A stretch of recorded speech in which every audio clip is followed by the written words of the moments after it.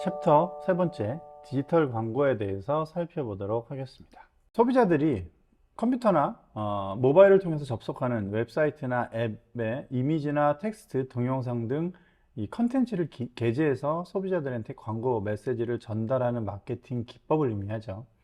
그래서 전통적인 광고 매체는 소비자 접속률은 계속 하락하는 반면 인터넷 이용률 증가는 전 연령에 거쳐서 계속 늘어나고 있죠. 그래서 매체력이 증가하고 있다고 볼 수가 있고요.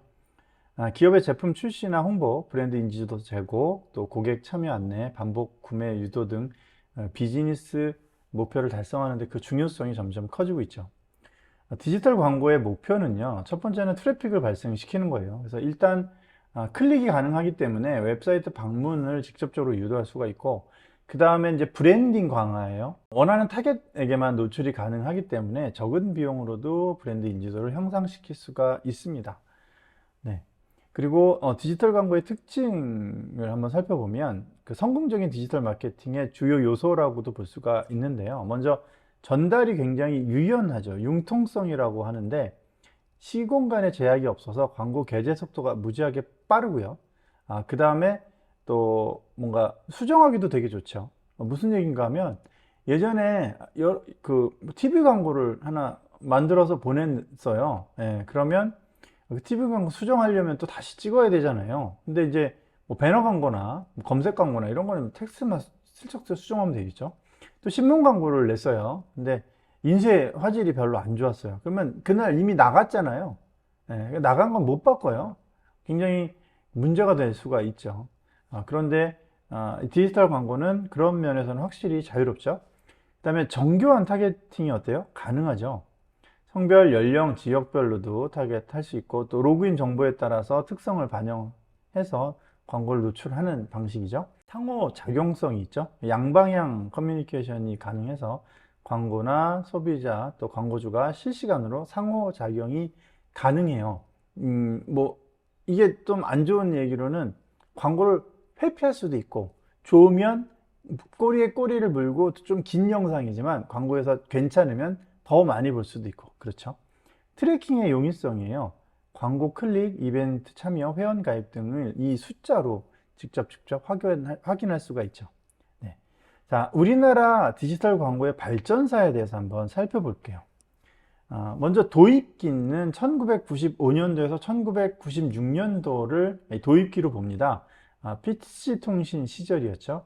여기 이제 인터넷으로 이제 전환이 되면서 디지털 광고가 시작이 됐다라고 할 수가 있고요. 기존에 이제 인쇄 광고를 인터넷 상으로 옮겨 놓는 정도의 단순한 배너형 광고가 주를 이루고 있었어요. 이때 이제 거의 광고의 모든 표준은 야후라는 회사에서 만든 광고들이 그 명칭이나 특징이나 이런 것들 다 정의를 했었던 그런 시기입니다. 정착기는 97년에서 98년도를 볼 수 있는데요. 인터넷 사용자가 급격하게 늘었고, 이때 이메일로 이제 막 과제를 주고받고 하는 경우도 막 생기기 시작했어요. 인터랙티브한 배너 광고, 또 푸시 이메일 같은 이런 그 마케팅 도구들이 굉장히 인기를 끌고 있었고요. 기업들이 이제 웹진 같은 걸 도입하기 시작했습니다. 자, 여기가 이제 정착기라고 볼 수 있고요. 1차 성장기는 1999년에서 2000년대인데요. 보통 인터넷 1세대다, 인터넷 광고 1세대다, 이렇게 이야기하는 사람들이 대부분 이때 이제 광고를 시작했던 사람들입니다. 고속 인터넷이 보급되고 많은 데이터를 활용한 광고 기법들이 막 시작이 되기 시작했고, 여기에 대한 연구들도 굉장히 활발했고 스터디 모임들도 많았죠.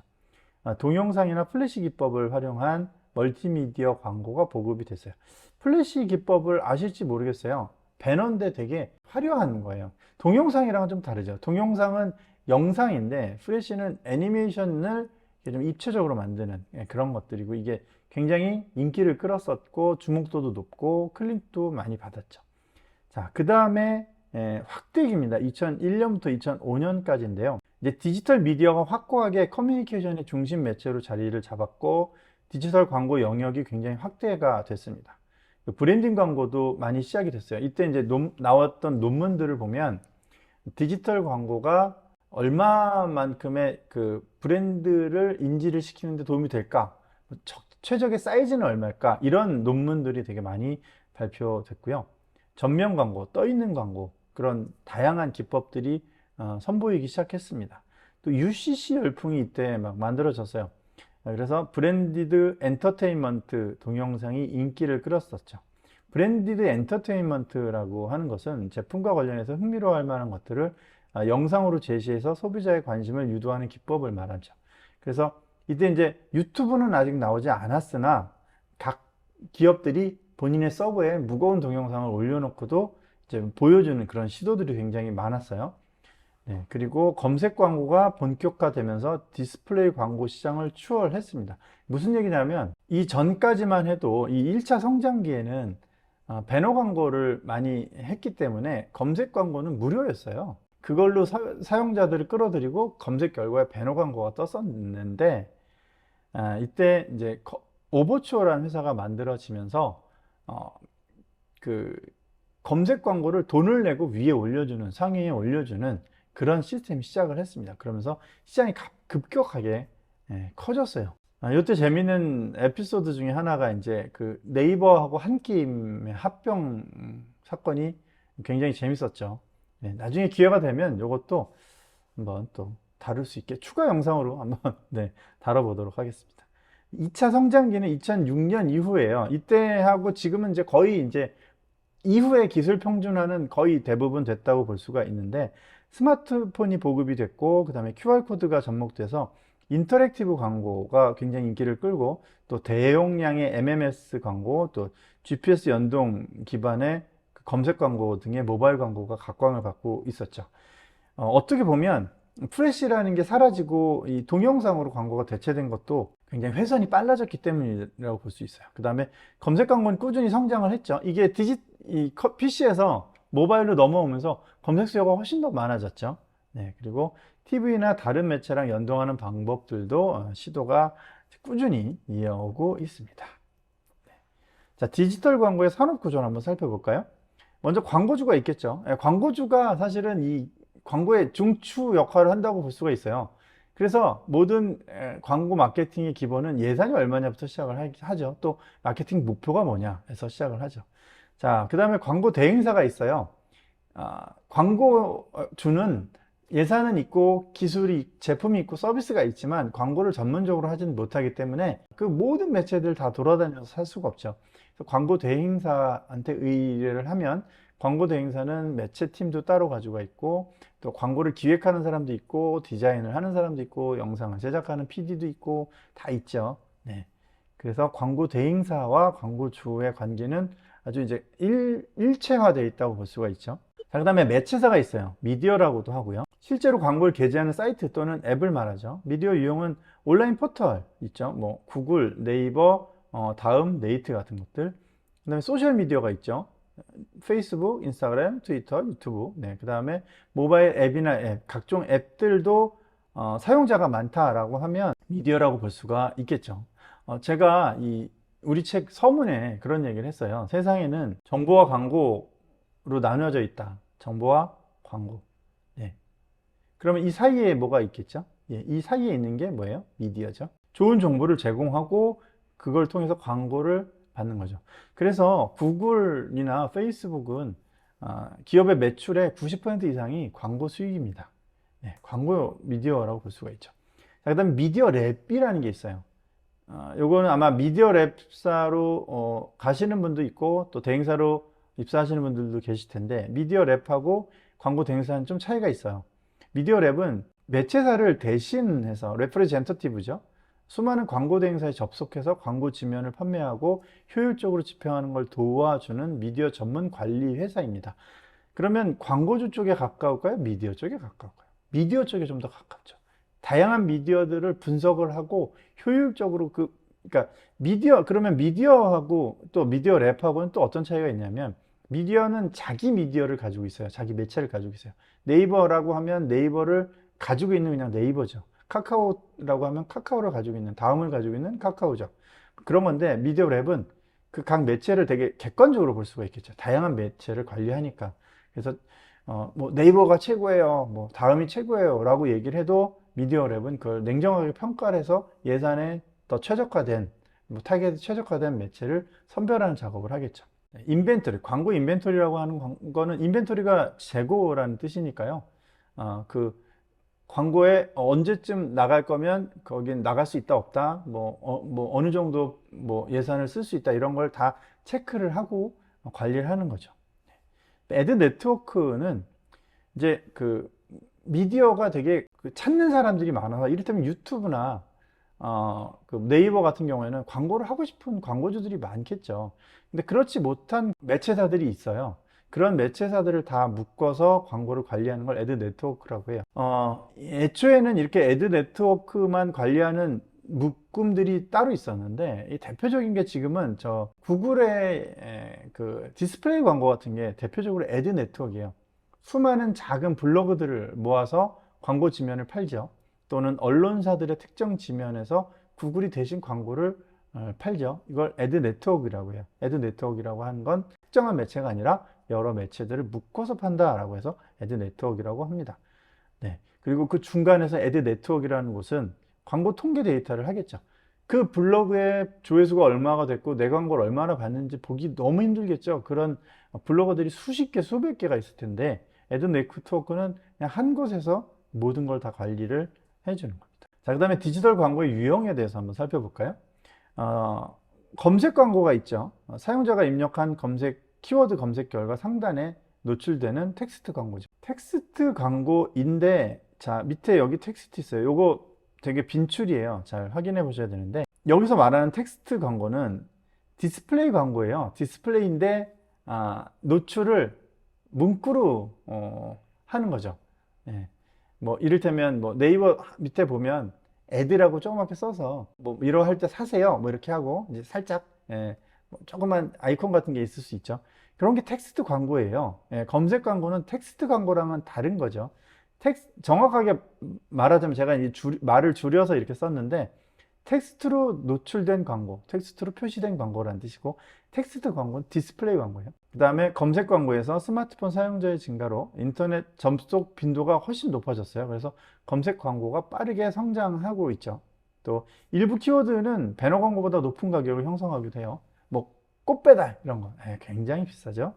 그 다음에 배너 광고입니다. 배너 광고는 웹사이트 상단에 노출되는 광고들이죠. 그래서 이제 보통 키워드와 다른 건 이 브랜딩 노출이 되죠. 이미지를 노출할 수 있고, 뭐 유명 배우를 그 광고 모델로 썼으면 그거의 배너로 노출되기 때문에 브랜드와 함께 사람들이 좀 기억하기 좋게 만들어지겠죠.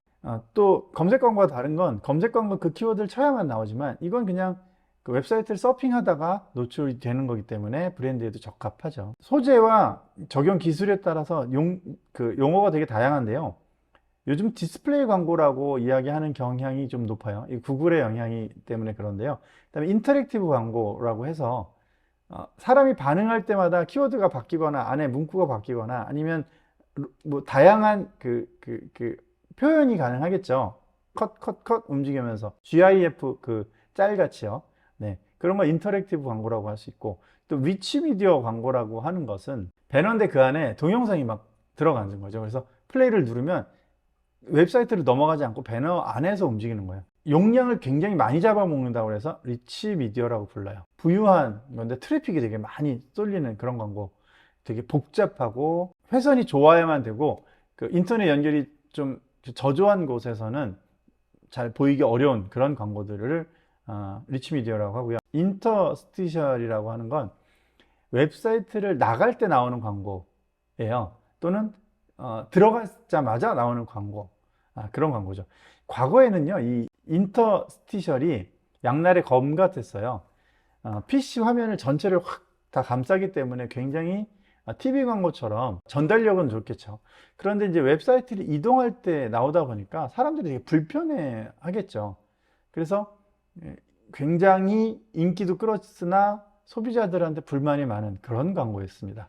근데 지금 아마 인터스티셜을 어디서 많이 보셨어요? 밴드에서 밴드 보시다가 나갈 때 광고가 뜨죠. 모바일 화면으로 작게 들어가면서 부담은 좀 적으면서 광고주의 만족도도 높고, 그런 식으로 약간 바뀌었다고 볼 수가 있어요. 그 인터스티셜입니다. 자, 텍스트 광고는 링크를 텍스트로 만들어서 배너 위치에 노출시키는 거예요. 보통 배너 광고 할 때 같이 원 플러스 원으로 판매하는 경향이 많고, 단순한 문상으로 구성돼서 다른 광고보다 사용자의 저항성이 좀 낮아요. 멘트가 되게 유머러스하고 재밌으면 반응도 되게 의외로 끌어올릴 수가 있고 비용도 낮고 그런 겁니다.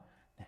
동영상 광고는 동영상 콘텐츠를 시청하는 사람들한테 보여주는 거겠죠. TV 광고처럼 모니터를 꽉 채운 사람들한테 노출되기 때문에 주목도가 되게 높아요. 이 디지털 광고를 제가 꽤 오랫동안 해왔는데, 이 디지털 광고를 하는 사람들의 가장 큰 열망이랄까요? 그건 TV 광고처럼 굉장히 전달력이 높은 광고를 원했는데, 이 동영상 광고, 유튜브 광고 같은 게 굉장히 매력적이죠. 그런 면에서. 작은 화면을 다 채울 수 있고, 또 컴퓨터로 봤을 때도 다 채울 수 있는데, 갑작스러운 게 아니라 어차피 영상을 보기 때문에, 보려는 사람들이기 때문에 영상 전에 또 영상이 나오기 때문에 좋죠. 인터스티셜 광고의 한계를 되게 잘 전환해서 극복한 사례라고 볼 수가 있어요. 그 다음에 뭐 콘텐츠 재생 전에 나오거나 뭐 도중에 나오거나, 또 요즘 뭐 SNS에서도 동영상 광고 많이 나오죠. SNS에서 동영상 광고가 어떤 효과가 있냐면 이게 도달률을 많이 높여요. TV 광고에 그 영상을 계속 송출하면 비싸잖아요. 근데 타겟을 딱 특화시켜서 그 예산을 SNS에서 일부 두면 TV 광고에서 한번 봤는데 이게 또 보면 이 TV에서 봤는지 어디서 봤는지 되게 헷갈립니다. 그래서 보조적인 역할을 하기에 되게 좋죠. 그 다음에 소셜미디어 광고. 일단 과거의 잡지처럼요, 되게 광고가 정확하게 그 안에만 딱 나오죠. 깔끔해요. 군더더기가 없어요. 배너 광고는 어때요? 군더더기가 있죠. 컨텐츠를 볼 때 밑에 조그맣게 나오거나 컨텐츠를 가리거나 막 그런 게 불편을 호소하시는 분들이 많단 말이에요. 근데 소셜미디어 광고는 컨텐츠 하나처럼 광고 하나예요. 그죠?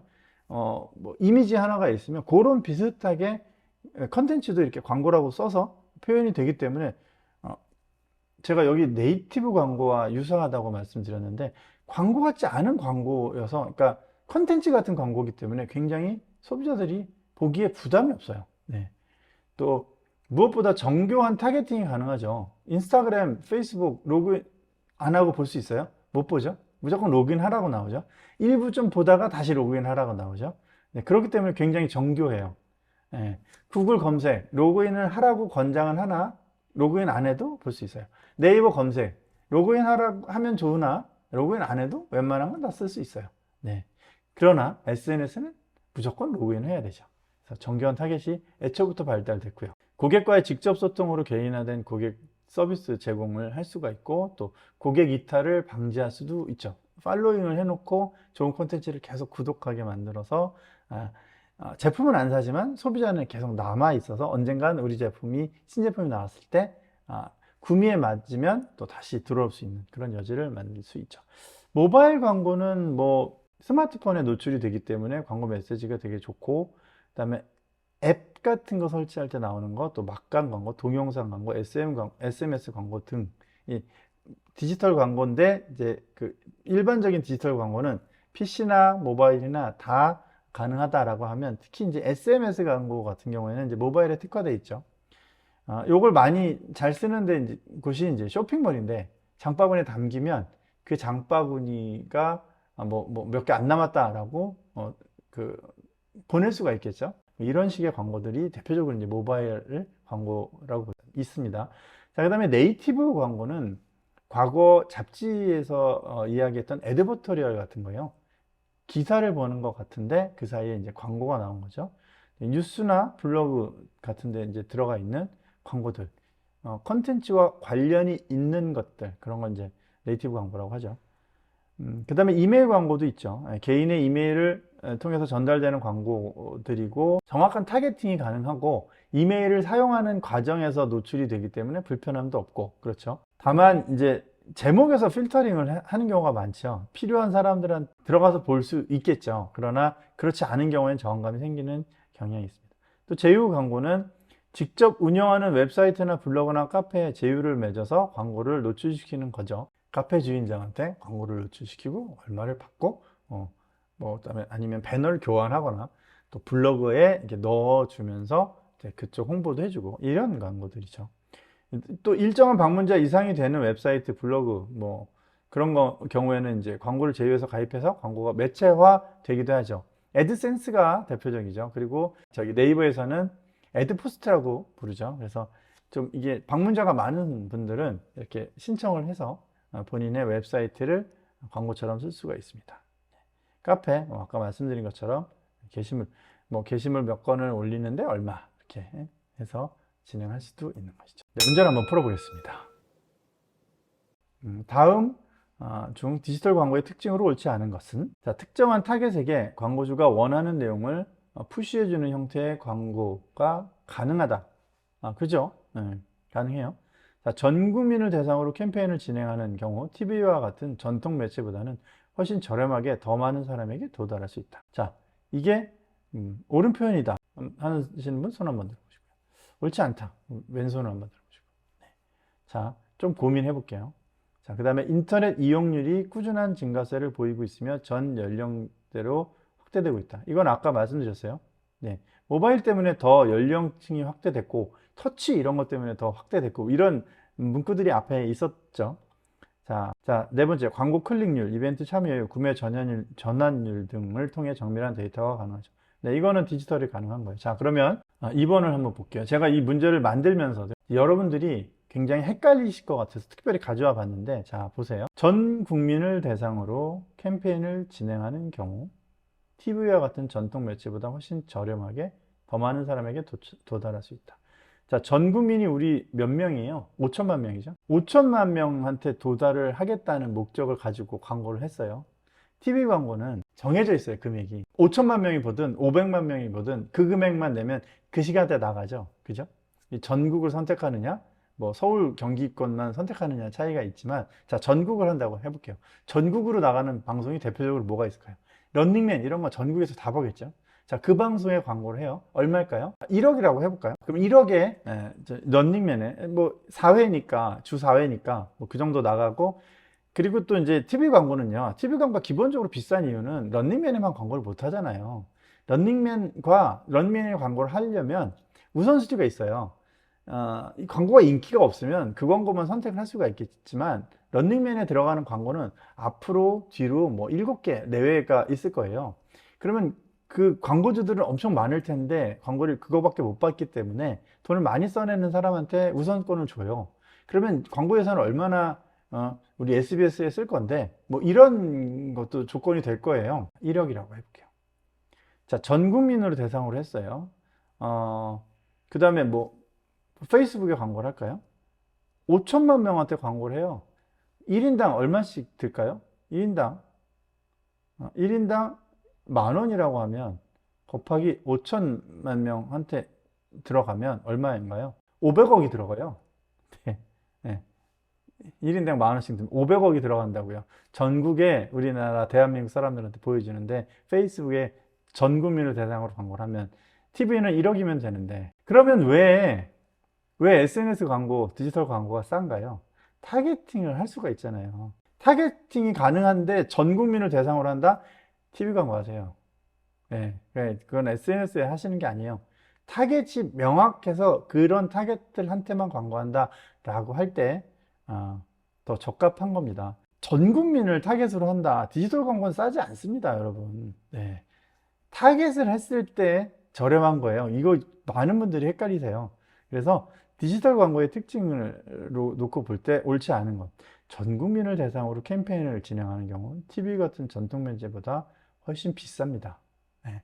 유튜브에 광고를 한번 전 국민한테 다 나가는 광고를 TV에도 똑같은 영상을 튼다고 해볼까요? TV에 하시는 게 훨씬 싸요. 잘 기억하실 필요가 있습니다. 많이 헷갈리세요? 자, 그 다음에 온라인 비즈니스에 대해서 검색 광고의 장점으로 옳지 않은 키워드를 통해서 관심 있는 소비자에게만 노출되므로 상대적으로 광고의 효과가 높다. 맞죠?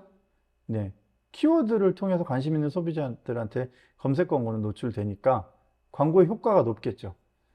제가 자전거에 관심 있어요. 자전거라고 쳤어요. 그러면 그 사람은 그 광고에 반응할 가능성이 어때요? 높지요. 예. 자전거를 쳤는데 거기에 오토바이 광고 같은 게 나오지만 않는다면 효과가 좋겠죠. 자, 검색 광고와 광고 클릭은 바로 구매로 이어지기 때문에 다른 광고보다 효과가 높아요. 다른 광고는 어때요? 바로 구매로 이어지지 않나요?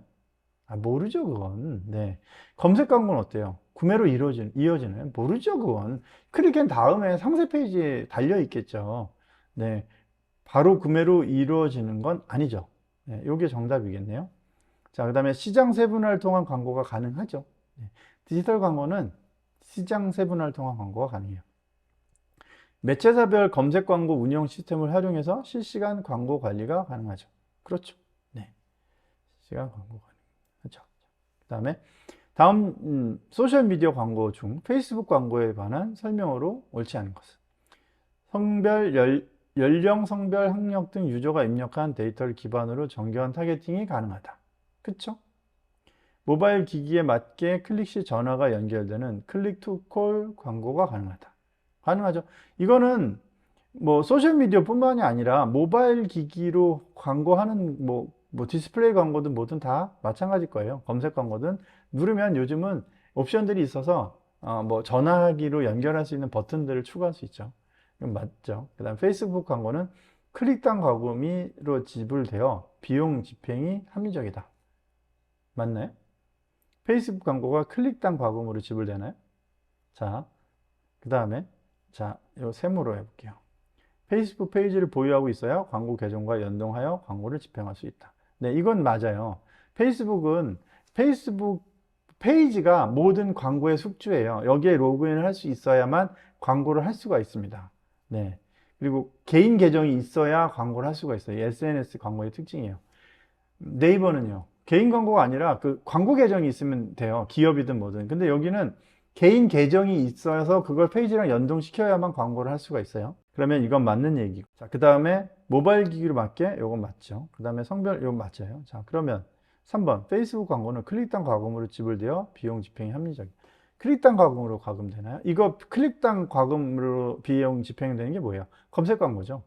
예. 페이스북 광고는 클릭당 광고로 과금되지 않고요. 클릭당과 그다음에 노출당 과금이 섞여 있어요. 그래서 혼합된 머신러닝 방식이라고 합니다. 그래서 페이스북 광고를 하시고 효과가 없다라고 말씀하시는 분들이 간혹 있는데 그분들이 이제 클릭당 얼마를 드릴 수 있을 거라고 생각하고 기대를 했는데 그만큼 클릭이 안 되겠죠. 예를 들어 뭐 100만 원을 냈어요. 100만 원을 이제 광고비로 썼는데 그러면 얼마의 클릭이 뭐 나올 거다 이런 게 예측이 되겠죠. 근데 페이스북은 그런 방식이 아니에요. 클릭될 만한 사람들을 찾아서 많은 사람들한테 노출을 해주고 그 중에서 모수를 발굴해요. 그 다음에 클릭으로 연결을 시켜요. 그러니까 노출하고 클릭이 교묘하게 섞여 있죠. 적은 비용으로 광고를 했는데 효과가 없다라고 하는 건 비용을 적절하게 못 썼기 때문이고요. 또는 굉장히 머신러닝이 툴로 가동되면서부터 광고 성과, 그러니까 광고 효율성이 굉장히 높아져요. 관심 있어 보이는 사람들한테 계속 밀어주다가 절대 클릭 안 하면 싹 사라져서 다른 사람한테 자꾸 이런 그 머신러닝으로 사람을 찾아가는 방식입니다. 그래서 페이스북 광고는 긴 호흡으로 하실 필요가 있어요. 뭐 성과가 바로 나오는 광고는 아니나 장기적으로 보면 특정한 사람들 꼭 구매 가능성이 높은 사람들한테 광고가 나가는 방식이기 때문에 효과를 예단하기 어렵고 장기적으로 길게 마케팅 비용을 들이면 효율적으로 광고가 굉장히 좋은 성과, 퍼포먼스도 잘 내는 광고다라고 보시면 좋을 것 같습니다. 그리고 주기적으로 얘기를 해줘요. 그러니까 광고를 시작하시면 예산을 딱 집어넣으면 머신러닝 작동 중이라고 한 일주일 정도 이렇게 쭉 광고를 이렇게 그 타겟을 소팅을 합니다. 그런 작업들을 거쳐요. 그런데 뭐 일주일에 100만 원을 쏜다. 그리고 효과가 없다. 머신러닝 하다가 끝났을 가능성이 높아요. 예. 그렇게 하지 마시고 긴 호흡으로 진행을 하시고 그러면 한번 머신러닝이 되면 그 타겟팅으로 그래서 타겟팅 된 모수들을 가지고 있을 수 있죠. 그래서 그 모수한테 나중에 다시 광고를 하면 그 머신러닝이 된 상태이기 때문에 광고 효율성이 더 높겠죠. 네, 그런 장점이 있습니다. 굳이 여기 페이스북 광고에 대한 설명이라고 말씀을 드렸는데 인스타그램도 같은 페이스북을 통해서 광고를 하기 때문에 로직이 같아요. 그렇기 때문에 클릭당 과금으로 지불되는 것이 아니다. 우리는 디지털 마케터이기 때문에 검색 광고도 중요하지만 SNS에 관한 이해도 좀 선행되시면 좋겠어요. 그래서 꼭 체크하시기 바랍니다. 자, 이 주관식 문제 한번 풀어볼게요. 아래 디지털 광고의 산업 구조에 대한 그림에서 기업과 니은에 해당하는 광고 주체는 무엇인가? 네. 우리가 따로 요거는 지면상 그 본문엔 못 넣고 제가 일부러 뒤에 그 주관식 문제에 넣었습니다. 먼저 광고주가 되게 중요하다고 했고요. 광고주가 세트로 다니는 사람이 누구였어요? 광고 대행 계약을 맺는 주체가 있었어요. 기억이 안 나시나요? 자, 그 다음에 매체사 편에 있어서 매체사를 대행해서 팔아주는 사람이 있었어요. 누구죠? 자, 그 다음에 이게 좀 네이버나 유튜브나 이렇게 아주 좀 굿즈가 커서 매체력이 있는 곳은 직접 하겠지만 그렇지 않은 사람 작은 군소 매체들을 또 엮는 역할을 하는 걸 애드 네트워크라고 말씀을 드렸어요. 네, 그러면 자 여기에 들어갈 건 뭔가요? 미디어 랩. 네, 미디어 랩사예요. 그리고 여기는요 광고 대행사. 네, 그 뭐 제일기획이나 대원기획이나 그런 이노션이나 이런 회사들은 광고 대행사이면서 또 디지털 파트가 따로 있어서 미디어 랩사와 협업을 하기도 하고요. 그다음에 온라인만 전문으로 하는 또 광고 대행사가 있어요. 워낙에 요즘은 디지털 매체에 그 영향력이 크고 그 예산을 많이 쓰기 때문에 그런 온라인 전문 광고 대행사가 있고 또 그렇습니다. 그래서 기억은 광고 대행사, 얘는 미디어 랩사.